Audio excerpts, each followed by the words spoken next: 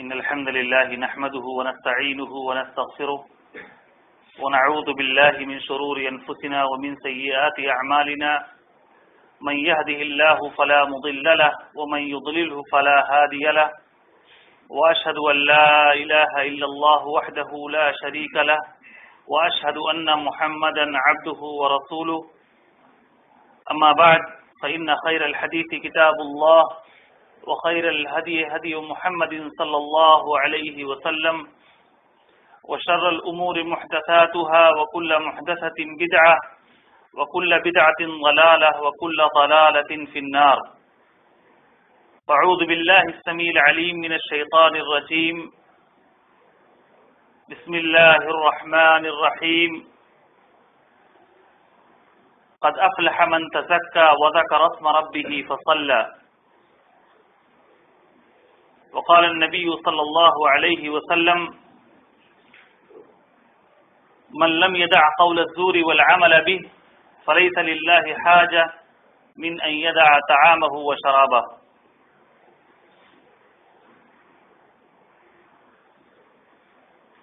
رب اشرح لي صدري ويسر لي أمري واحلل عقدة من لساني يفقه قولي.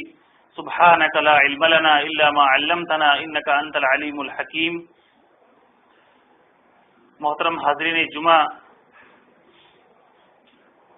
بزرگوں، نوجوانوں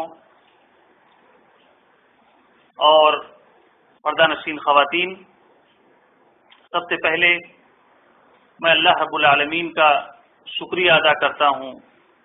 اس کا جتنا بھی شکر ادا کیا جائے وہ کم ہے کہ اس نے ہم سب کو یہ مبارک مہینہ عطا فرمایا.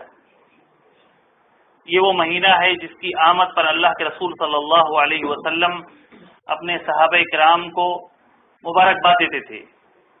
جیسا کہ صحیح بخاری میں ہے، اللہ کے رسول صلی اللہ علیہ وسلم فرمایا کرتے تھے اتاکم شہر رمضان شہر مبارک. لوگوں، تمہارے اوپر رمضان کا مہینہ سایہ فغن ہوا ہے، رمضان کا مہینہ تمہیں نصیب ہوا ہے. ایک ایسا مہینہ جو بابرکت ہے، بلیسڈ منتھ ہے، یہ بابرکت مہینہ ہے. اور اس مہینے کی آمد پر جیسے کہ آپ جانتے ہیں سنت رسول صلی اللہ علیہ وسلم ہے کہ چاند دیکھتے ہی آدمی دعا کرتا ہے اللہم اہلہ علینا بالامن والایمان والسلامت والاسلام ربی وربک اللہ. اے اللہ تعالیٰ تو اس چاند کو ہمارے لیے بابرکت بنا، امن والا اور سلامتی والا بنا.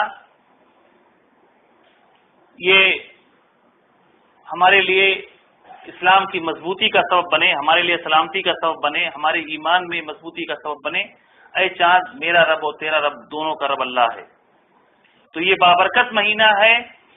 اس کی برکتوں سے جو محروم ہو گیا اس کو اللہ کے رسول صلی اللہ علیہ وسلم نے محروم قرار دیا ہے. آپ جانتے ہیں اللہ کے رسول صلی اللہ علیہ وسلم ایک مرتبہ ممبر پہ چڑھ رہے تھے اور آپ نے 3 بار آمین کہا. صحابہ نے پوچھا کہ اللہ کے رسول صلی اللہ علیہ وسلم خلاف واقعہ آپ ابھی ایسا کام کیے ہیں جو ہم نے اس سے پہلے کبھی نہیں کرتے ہوئے دیکھا ہے. آپ نے 3 مرتبہ 3 سیڑھیوں پر قدم رکھتے ہی آمین آمین کہا، کیا وجہ ہے؟ تو اللہ کے رسول صلی اللہ علیہ وسلم نے اس کی ایک وجہ یہ بھی بیان کی کہ جبریل میرے پاس آئے اور انہوں نے کہا کہ وہ شخص نامراد ہو، وہ شخص محروم ہو جائے جس کو رمضان کا مہینہ ملے اور وہ اس مہینے میں اپنی مغفرت نہ کروا سکے، اپنے گناہوں کی بخشش نہ کروا سکے، اپنے گناہوں کی تکفیر نہ کروا سکے. تو جبریل نے آمین کہا تو میں نے بھی آمین کہا۔ اب سوچیں بھائیوں اور بہنوں کہ جس شخص کی نامرادی کے لیے سب سے افضل فرشتے جبریل علیہ السلام دعا کریں اور اس پر سب سے افضل انبیاء میں سے نبی کریم صلی اللہ علیہ وسلم آمین کہیں، آپ تصور کریں کہ کیا وہ شخص کبھی کامیاب ہو سکتا ہے؟ بھائیو، یہ مہینہ آیا ہے، اس مہینے کی بے پناہ فضائل و برکات ہیں، بے پناہ اس کے فوائد ہیں۔ ہوتا یہ ہے کہ مہینہ آتا ہے، عام مہینوں کی طرح بہت سارے لوگوں کی زندگیوں میں گزر جاتا ہے۔ وجہ یہ ہوتی ہے کہ ہم اس کے مقاصد سے ناواقف ہوتے ہیں کہ یہ رمضان کا مہینہ کیوں آیا ہے، اس کے کیا فائدے ہیں۔ اللہ رب العالمین ہم کو بھوکا رکھے، کوئی اس کو مزہ تو نہیں آ رہا ہے کہ ہمیں بھوکا رکھے، پیاسا رکھے، بال بچوں سے اپنی خواہشات کو منع کر کے اللہ رب العالمین کو کوئی مزہ مل رہا ہے، ایسا نہیں ہے۔ اللہ رب العالمین نے یہ رمضان کا مہینہ جو ہمیں نصیب فرمایا ہے بھائیوں، اس کے بارے میں آپ ایک حدیث سنیں۔ اللہ کے رسول صلی اللہ علیہ وسلم نے فرمایا ہے نفلی روزوں کے بارے میں، صحیح بخاری و مسلم کی روایت ہے، اللہ کے رسول صلی اللہ علیہ وسلم نے فرمایا من صام یوما فی سبیل اللہ باعد اللہ بہ وجہہ عن النار 70 خریفا، جو اللہ رب العالمین کے لیے ایک دن کا روزہ رکھتا ہے، ایک دن کا روزہ اللہ رب العالمین کے لیے، اللہ کو خوش کرنے کے لیے، اس کی رضا جوئی کے لیے، اس کی جنت حاصل کرنے کے لیے ایک دن نفلی روزہ اگر کوئی شخص رکھتا ہے تو باعد اللہ بہ وجہہ عن النار 70 خریفا، تو اللہ رب العالمین اس ایک روزے کے بدلے میں اس کے چہرے کو، یعنی اس شخص کو جہنم کی آگ سے 70 سال کی دوری پہ کر دیتا ہے۔ سبحان اللہ، آپ تصور کریں ایک نفلی روزہ انسان اگر اللہ رب العالمین کے لیے رکھتا ہے تو اس کی وجہ سے اللہ رب العالمین اس کے چہرے کو جہنم سے کتنا دور کر دیتا ہے۔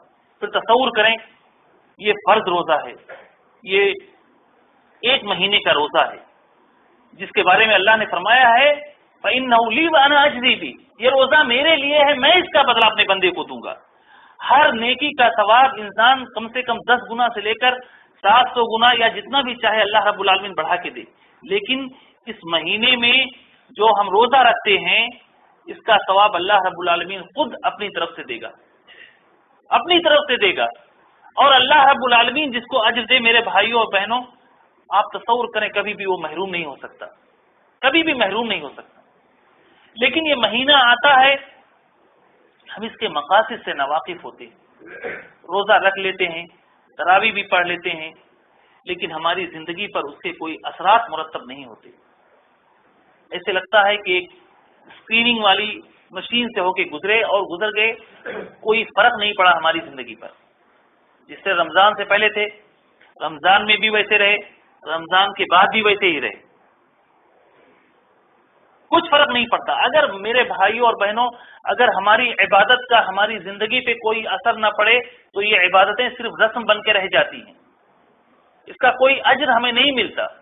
یہ نہ سوچیں کہ ہم بھوکے رہ گئے یا روزہ رکھ لیا تو یہ ثواب آٹومیٹک ہمیں مل گیا، ایسا نہیں ہے۔ بغیر نیت کے کوئی چیز حاصل نہیں ہوتی۔ یہ روزہ جو اللہ رب العالمین نے ہمارے اوپر فرض کیا ہے، اس کا بنیادی مقصد یہ ہے لعلکم تتقون، کتب علیکم الصیام کما کتب علی الذین من قبلکم لعلکم تتقون۔ اے ایمان والو، تمہارے اوپر یہ روزہ فرض کیا گیا ہے جیسا کہ اس سے پہلے والی قوموں پر، امتوں پر فرض کیا گیا تھا، تاکہ تمہارے اندر تقوی پیدا ہو، اللہ کا ڈر و خوف پیدا ہو۔ یہ بنیادی مقصد ہے۔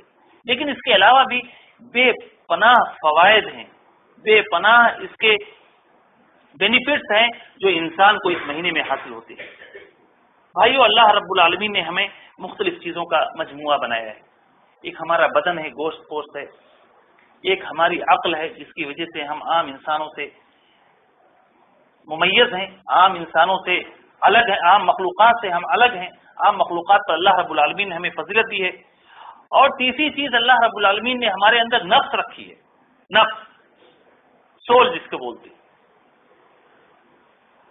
ہمارے بدن کی حفاظت کے لیے، ہمارے بدن کو طاقت پہنچانے کے لیے اللہ رب العالمین نے غذائیں مہیا کی ہیں، کھانے پینے کی چیزیں، اناج اور مختلف مشروبات اللہ رب العالمین نے ہمارے بدن کی تقویت کے لیے، ہمارے بدن کو مضبوط رکھنے کے لیے مہیا فرمائی ہیں.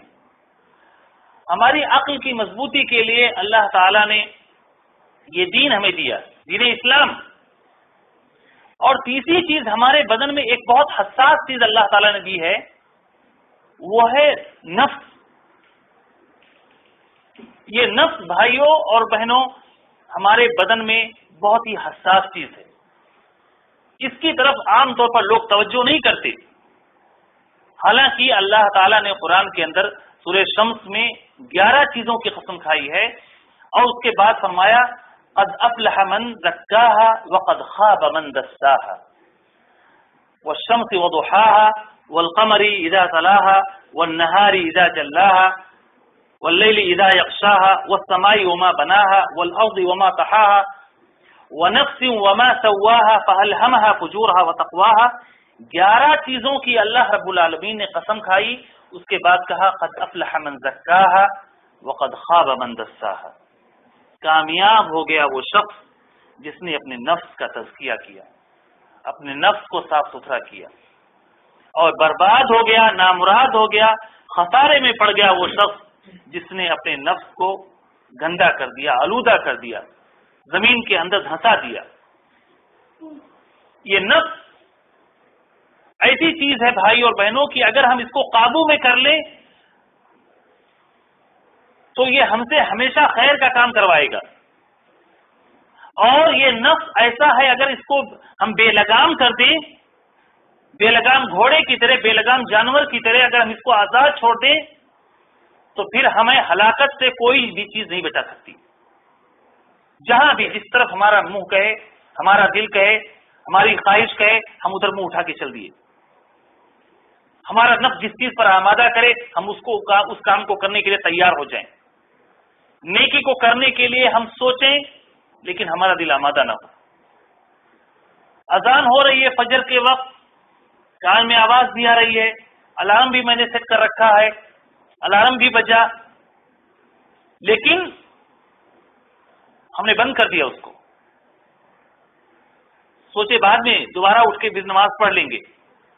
سب کچھ معلوم ہے، فرض نماز ہے، فجر کی نماز ہے. اللہ کے رسول نے فرمایا ہے یہ نماز وہ ہے جو منافقین پہ سب سے زیادہ بھاری ہے.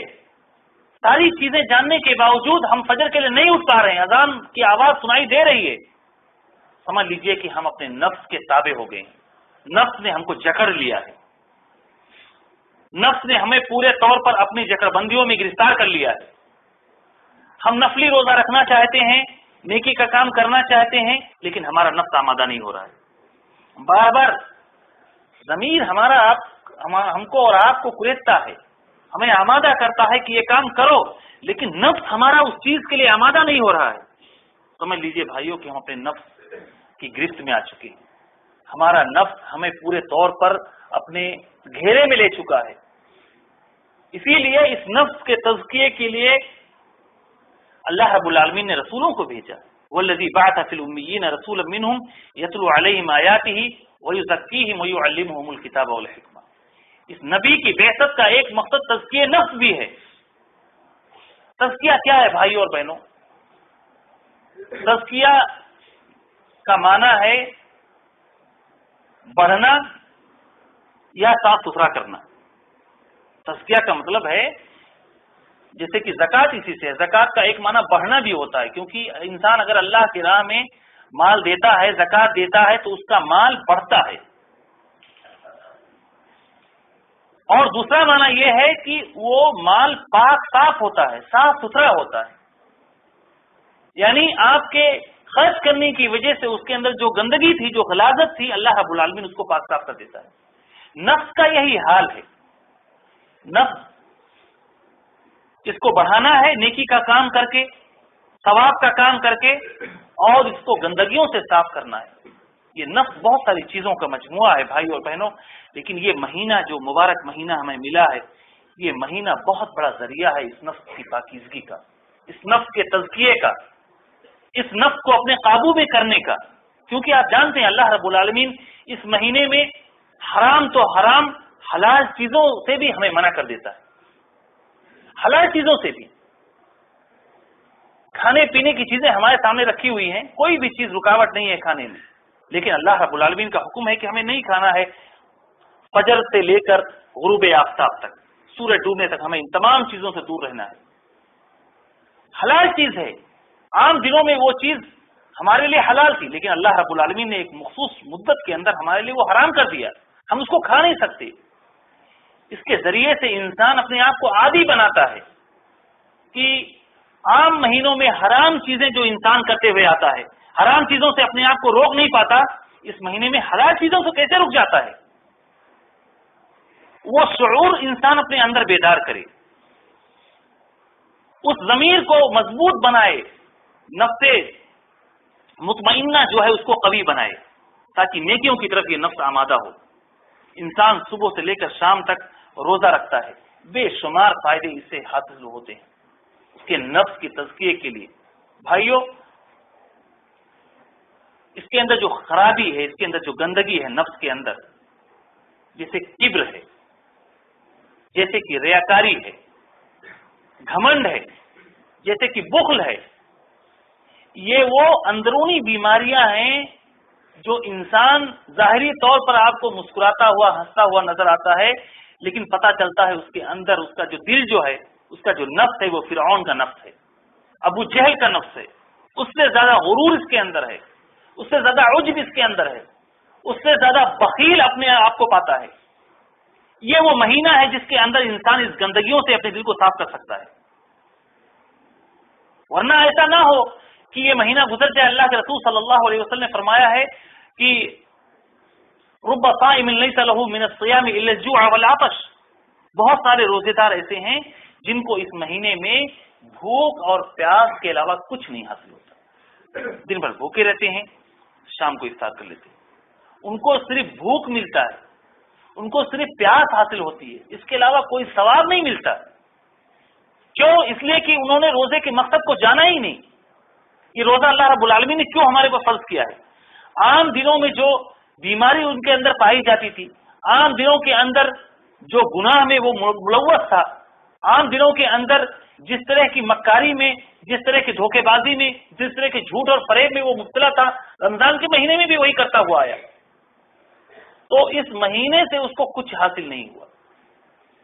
رب صائم لیس له من الصيام الا الجوع والعطش ورب قائم لیس له من القيام الا السهر، اور بہت سارے رات میں جاگنے والے، رات میں قیام کرنے والے، رات میں تہجد پڑھنے والے، انہیں رات سے کچھ نہیں ملتا سوائے رت جگہ کے، رت جگہ صرف رات میں جاگ لیتے ہیں، ان کو کچھ حاصل نہیں ہوتا۔ بھائیوں، اس مہینے کی مقصد کو جاننے کی کوشش کریں، اور جب ہم اس مہینے سے نکلیں، یہ مہینہ جب ہم پورا روزہ رکھ کے فارغ ہوں تو اس کا اثر ہماری زندگی پہ مرتب ہو، واضح طور پر ہم محسوس کریں کہ اس مہینے کے اندر ہمارے اندر تبدیلی آئی ہے، اور اس کا اثر کم سے کم 6 مہینے دکھنا چاہیے۔ اسی لیے سلف صالحین کا طریقہ تھا، بھائی اور بہنوں، رمضان کا مہینہ گزرنے کے بعد وہ 6 مہینے یا 5.5 مہینے اللہ رب العالمین سے دعا کرتے تھے کہ الہ العالمین، ہم نے جو اس مہینے میں عبادتیں کی ہے تو اس کو قبول فرما لے، اس مہینے میں جو عبادت کی ہے، جو خرچ کیا ہے، صدقے خیرات کی ہیں، الہ العالمین تو اس کو قبول فرما لے۔ اور اس کے بعد جو 5.5 مہینے بچتے ہیں اس میں اللہ رب العالمین سے دعا کرتے تھے کہ الہ العالمین یہ مہینہ ہمیں نصیب فرما دے، یہ بابرکت مہینہ ہمیں ملا دے۔ وجہ یہی تھی کہ انسان دھیرے دھیرے دھیرے دھیرے جب اس کا اثر کمزور پڑنے لگتا ہے، تب تک پھر اللہ رب العالمین یہ مہینہ ہمیں نصیب کر دیتا ہے، پھر اس کے اندر ہماری اوور ہالنگ ہو جاتی ہے، پھر اس کے اندر ہمارے اندر جو کمیاں ہوتی ہیں دوبارہ اللہ رب العالمین اس کو دور کر کے ہمارے اندر خوبیاں پیدا کر دیتا ہے۔ دن بھر بھوکا رہا انسان، دن بھر پیاسا رہا انسان، اس کے ذریعے سے انسان کے نفس میں جو غرور ہوتا ہے وہ کم ہوتا ہے، وہ محسوس کرتا ہے کہ ہماری طرح دنیا میں ہزاروں لاکھوں بلکہ کروڑوں لوگ بھوکے ہیں۔ خاص طور سے آج کی دنیا میں بھائیوں اور بہنوں، جو اسلامی دنیا کا حال ہے، آپ سوچ لیں تو رونگٹے کھڑے ہو جائیں۔ ملینز میں لوگ ریفیوجی کیمپ میں زندگیاں گزار رہے ہیں، ملینز میں، کروڑوں لوگ ہیں، چاہے سیریا میں دیکھیں، چاہے یمن میں دیکھیں، چاہے عراق میں دیکھیں، سب اہل السنہ والجماعہ، سب کا برا حال ہے۔ ابھی رات میں خبروں میں تھا، لبنان میں کچھ لوگ جو سیرین جو مہاجرین ہیں، ہجرت کر کے جو جنگ کی وجہ سے آئے ہوئے ہیں، ان سے کہا رمضان کا مہینہ آیا ہے، آپ لوگ کیسے اس مہینوں کو گزاریں گے؟ کہے کہ رمضان کا مہینہ آیا ہے، ہمارے لیے جہاں تک بھوک اور پیاس کی بات ہے تو وہ تو برابر ہے، پورا سال ہم بھوکے ہی پیاسے رہتے ہیں، ہمارے پاس کچھ نہیں ہے کھانے پینے کے لیے۔ تو اس مہینے میں انسان اپنے بھائیوں کو یاد کرے اور جتنا بھی ہو سکے ان کے لیے خرچ کرے، تعاون کا ہاتھ بڑھائے۔ ضروری نہیں ہے کہ آپ وہاں جا کے مدد کریں، لیکن اللہ کے بندو، جہاں ہم رہ رہے ہیں، جس سماج میں اور جس معاشرے میں رہ رہے ہیں، اس معاشرے میں ہم دوسرے کا ہاتھ بٹا سکتے ہیں، دوسرے کا تعاون کر سکتے ہیں، دوسروں کی مدد کر سکتے ہیں۔ اپنے دل سے بخل کو، جو بہت بڑی بیماری ہے بھائیوں اور بہنوں، کنجوسی ہے، یہ ایسی بیماری ہے جو 1000 بیماریوں کا جڑ ہے، اس کی وجہ سے انسان 1000 بیماریوں میں مبتلا ہوتا ہے۔ یہ مہینہ ہے، اس مہینے میں انسان اپنے آپ کو سخی بنائے اور اس نفس کے اندر جو بخل ہے، جو کنجوسی ہے، اس کو نکال پھینکے۔ اسی لیے اللہ کے رسول صلی اللہ علیہ وسلم کے بارے میں آتا ہے، کان رسول اللہ صلی اللہ علیہ وسلم اجود الناس، اللہ کے رسول صلی اللہ علیہ وسلم لوگوں میں سب سے زیادہ جنرس تھے، آپ سب سے زیادہ لوگوں میں سخی اور فیاض تھے۔ لیکن رمضان کا مہینہ جب آتا تھا تو آپ کی سخاوت و فیاضی اور زیادہ بڑھ جاتی تھی، کریح المرسلہ، تیز چلنے والی ہوا کی طرح اللہ کے رسول صلی اللہ علیہ وسلم کی سخاوت ہوتی تھی۔ وہ ہوا جس کا فیض اور جس کا فائدہ ہر شخص کو پہنچتا ہے، اللہ کے رسول صلی اللہ علیہ وسلم اس مہینے میں اتنے زیادہ سخی اور فیاض ہو جاتے تھے۔ تو اس کنجوسی کو بھگانے کا ایک بہت بڑا ذریعہ رمضان ہے، یہ روزے ہیں، اس کے ذریعے سے ہم اپنے آپ کو کنجوسی سے دور رکھیں اور اپنے اندر فیاضی پیدا کریں۔ اسی طریقے سے ریاکاری، جس کے بارے میں اللہ کے رسول صلی اللہ علیہ وسلم نے فرمایا ہے کہ مجھے جس چیز کا سب سے زیادہ ڈر ہے وہ شرک اصغر کا ہے۔ صحابہ نے پوچھا اللہ کے رسول شرک اصغر کیا ہے؟ آپ نے فرمایا ریاکاری سے بچنے کا رمضان ایک بہت بڑھیا ذریعہ ہے، بہت بہترین ذریعہ ہے۔ اس میں انسان اپنے آپ کو ریاکاری سے دور رکھ سکتا ہے۔ آپ تصور کریں، ہم اکیلے میں ہوتے ہیں، باتھ روم میں ہوتے ہیں، اپنے گھر میں ہوتے ہیں، کسی کی نگاہ ہم پر نہیں پڑتی، کوئی ہمیں دیکھ نہیں رہا ہوتا ہے، صرف ہم ہیں اور ہمارا رب ہے، اسی کی نگرانی اور مراقبے میں ہوتے ہیں۔ وہاں ہم کچھ کھا پی سکتے ہیں، وہاں اپنی ضرورتیں پوری کر سکتے ہیں، لیکن کون سا احساس ہے جو ہمیں وہاں کھانے سے روکتا ہے؟ وہ کون سا شعور ہے جو ہمیں اس بات کے لیے آمادہ کرتا ہے کہ آپ کچھ کھاؤ پیو نہیں؟ یہاں تک کہ ہزاروں کے بیچ میں ہم وضو کرتے ہیں، چاہیں تو ایک گھونٹ اپنے حلق سے نیچے اتار سکتے ہیں، لیکن ہم نہیں اتارتے۔ احساس ہوتا ہے کہ بھلے دنیا کی نگاہوں سے ہم غافل ہیں، دنیا ہمیں نہیں دیکھ رہی ہے، لیکن ایک ذات ایسی ہے جو ہمارے ایک ایک پل سے واقف ہے، جو ہماری سوچ و فکر پہ بھی حکمرانی کرتی ہے۔ آخر یہ تصور رمضان کے بعد کیوں ختم ہو جاتا ہے؟ اس شعور کو اپنے اندر مضبوط کریں، اس شعور کو اپنے اندر بیدار کریں اور نفس کے اندر جو ریاکاری کی بیماری ہے، جو دکھاوے کی بیماری ہے، اس کو دور بھگائیں، ورنہ اللہ تعالیٰ کو ایسی عبادت دینی بھائیوں بالکل قبول نہیں ہے جس کے اندر ذرہ برابر بھی ریاکاری ہو۔ ذرا انا اغنى الشركاء عن الشرك، میں شریکوں کے پارٹنرشپ سے بے نیاز ہوں، اللہ رب العالمین کہتا ہے۔ مجھے ایسا عمل نہیں چاہیے جس میں دوسرے لوگوں کو بھی پارٹنر بنایا گیا ہو۔ میرے پاس جو بھی عمل آئے وہ خالص ہو، اللہ کے لیے کیا گیا ہو، اس میں کسی کا دکھاوا نہ ہو، کسی کے لیے ذرا برابر اس میں شرکت نہ ہو۔ اگر ذرا برابر بھی شرکت ہوگی، چاہے خرچ کرنا ہو، عبادت کرنی ہو، نوافل ہو، تہجد ہو، نمازیں ہوں، کوئی بھی عبادت ہو صرف اللہ کے لیے ہونی چاہیے۔ اسی لیے آپ تصور کریں بھائی اور بہنوں، کبھی کبھی ایک چھوٹا عمل ہوتا ہے، چھوٹا عمل، لیکن وہ چھوٹا عمل انسان کے لیے دخول جنت کا سبب بن جاتا ہے۔ انسان حیران ہو جاتا ہے کہ ایک عورت ہے جو بدکار عورت ہے، ایک پیاسے کتے کو پانی پلا کے جنت کا حقدار کیسے بن گئی؟ یہاں پہ کوئی ایسی چیز نہیں، عمل اتنا بڑا نہیں ہے، لیکن احساس وہ چیز ہے بھائیوں اور بہنوں، اپنے آپ کو اس پوزیشن میں لانا، اپنے نفس کو اس پوزیشن کے لیے آمادہ کرنا، یہ وہ تصور ہے جو انسان کو دخول جنت کا سبب بنا سکتا ہے اور بنا دیتا ہے۔ جو بھی عمل کریں خالص اللہ کے لیے کریں، اس تصور کو اپنے اندر مضبوط کریں، اپنے نفس کو مجبور کریں، اپنے نفس کو کرش کریں، جس کو کہتے ہیں کہ اس کو دبا دینا۔ یہ نفس ہمیں برائی کے لیے آمادہ کرتا ہے۔ بھائیوں، اپنے نفس کو اپنے قابو میں رکھیں۔ نگاہوں کی آزادی، زبان کی آزادی، اگر انسان اس مہینے میں اپنی زبان پر کنٹرول نہیں رکھتا، اپنی نگاہوں پہ کنٹرول نہیں رکھتا، دیکھیے بھائی اور بہنوں، یہی وہ چیزیں ہیں، آنکھ، کان، ناک، یہ وہ ذرائع ہیں جن کے ذریعے سے ہمارا نفس جو ہے سب سے زیادہ کرپٹ ہوتا ہے، ہمارا نفس فساد کا شکار بنتا ہے۔ بیماریاں انہی آنکھوں کے ذریعے سے آتی ہیں، برائیاں انہی آنکھوں کے ذریعے سے آتی ہیں، انہی کان کے ذریعے سے برائیاں ہمارے دل میں گھستی ہیں اور ہمارے دل کو گندا کر دیتی ہیں۔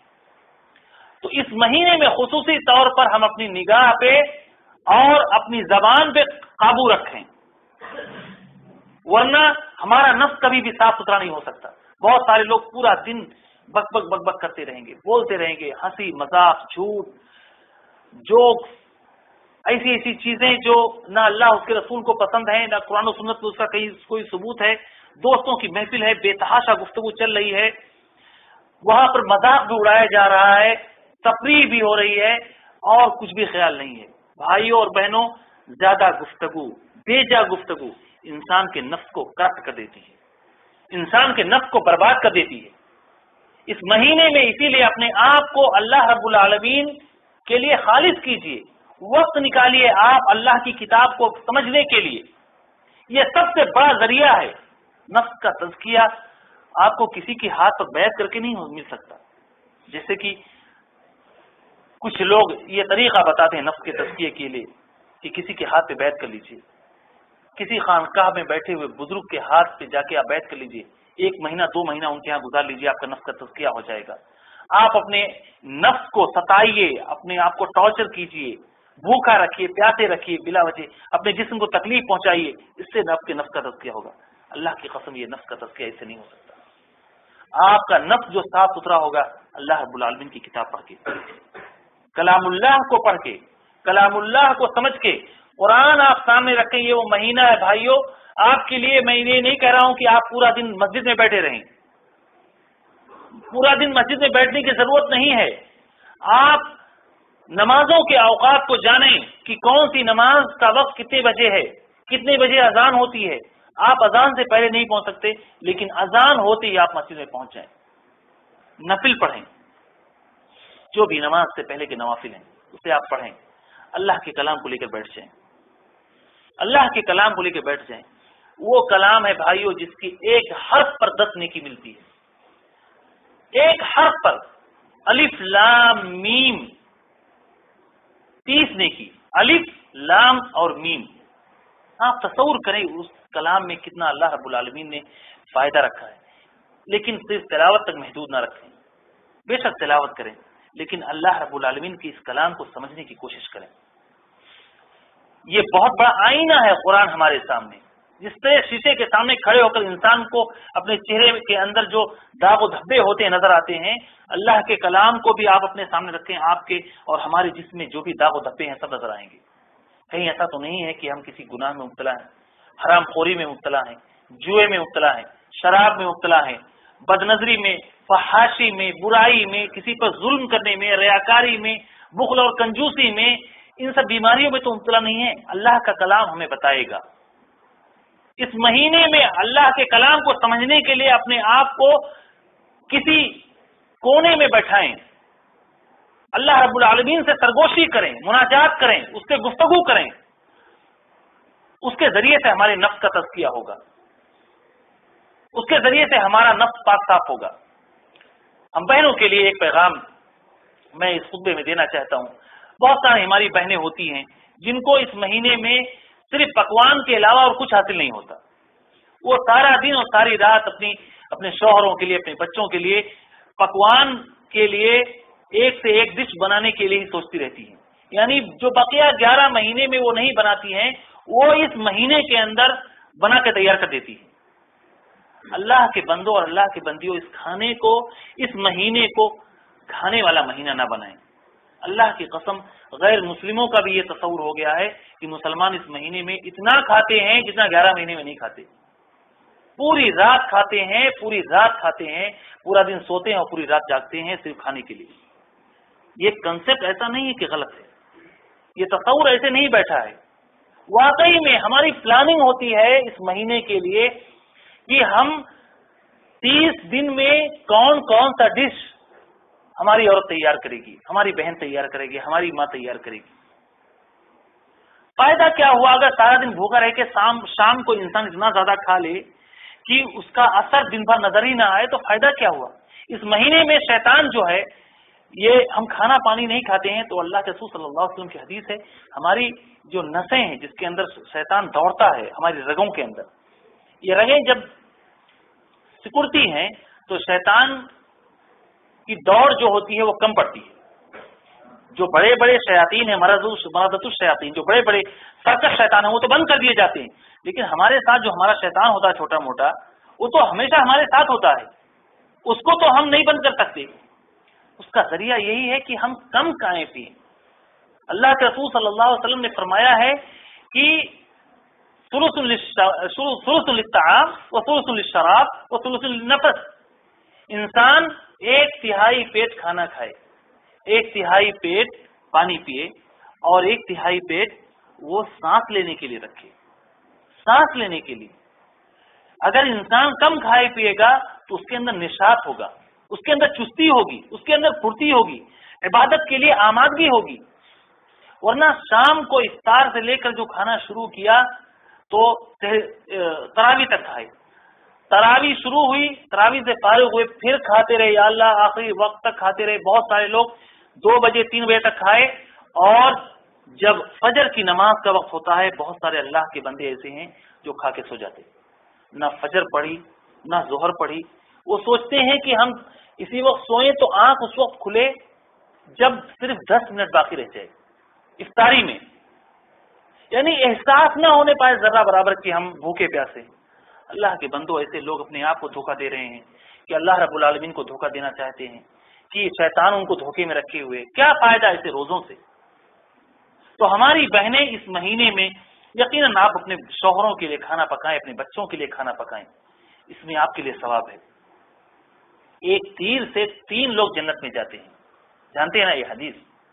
تیر بنانے والا، تیر پکڑانے والا اور تیر چلانے والا، 3 لوگوں کو اللہ رب العالمین، نیتیں اچھی ہوں تو اللہ رب العالمین ایک ہی کام سے کئی لوگوں کو جنت میں داخل کرتا ہے۔ ہماری بہنیں بے شک جو کھانا پکاتی ہیں روزے داروں کے لیے، اپنے بچوں کے لیے، وہ ثواب کا کام کرتی ہیں، لیکن صرف اسی حد تک اپنے آپ کو محدود نہ رکھیں۔ عورتیں کچن میں رہتے ہوئے ذکر و اذکار کر سکتی ہیں، اللہ رب العالمین سے دعا کر سکتی ہیں، خاص طور سے یہ دعا کرتے رہیں۔ اللہ کے رسول صلی اللہ علیہ وسلم یہ دعا بھائی اور بہنوں کثرت سے کیا کرتے تھے، اللہم اعط نفسی تقواہا، اے اللہ تعالیٰ تو میرے نفس کو تقوی عطا کر، میرے اندر، میرے نفس میں اللہ رب العالمین کا ڈر پیدا کر دے، اللہ العالمین تو اپنا خوف میرے دل کے اندر ڈال دے۔ اعط نفسی تقواہا وزکھا انت خیر من زکاہا، اے ہمارے رب تو ہمارے دل کو پاک صاف کر دے، ہمارے نفس کو صاف ستھرا کر دے، اس کے اندر سے گندگی جو ہے وہ دور کر دے۔ وزکھا انت خیر من زکاہا، تو ہی میرا رب سب سے اچھا ہے جو میرے دل کو صاف ستھرا کر سکتا ہے، میرے نفس کا تزکیہ کر سکتا ہے۔ یہ اللہ رب العالمین کے اختیار میں ہمارا دل ہے، ہمارا نفس اللہ رب العالمین کے کنٹرول میں، وہی اس کا تزکیہ کر سکتا ہے۔ ولولا فضل اللہ علیکم ورحمتہ ما زکا منکم من احد ابدا، سورہ نور میں اللہ نے فرمایا کہ اللہ رب العالمین کا فضل و کرم نہیں ہوتا تو تم سے کسی کا تزکیہ نہیں ہوتا، کسی کا دل صاف ستھرا نہیں ہوتا۔ تو کچن میں رہتے ہوئے، کھانا پکاتے ہوئے دعا کرتی رہیں، استغفار کرتی رہیں، اللہ رب العالمین سے معافی مانگتی رہیں۔ قرآن آپ پڑھ سکتی ہیں، جتنا بھی آپ کو حفظ ہے، جتنا بھی یاد ہے اس کو اعادہ کرتی رہیں، کھانا پکاتے ہوئے، پکوان تیار کرتے ہوئے۔ اگر بہت زیادہ دعائیں، بہت زیادہ صورتیں آپ کو یاد نہیں ہیں، موبائل کا زمانہ ہے، آپ اپنے موبائل میں قرآن ڈاؤن لوڈ کر کے کچن میں لگا دیں، کھانا بھی پکتا رہے اور آپ قرآن سنتی رہیں، آپ کو برابر کا ثواب ملے گا۔ آپ جو اپنے شوہر کے لیے، اپنے بھائی کے لیے، اپنے باپ کے لیے جو کھانا پکاتی ہیں اس کا تو اجر ملے گا ہی، اس نیت کے ساتھ۔ بھائیوں اور بہنوں، نیتوں کو اپنے خالص کریں۔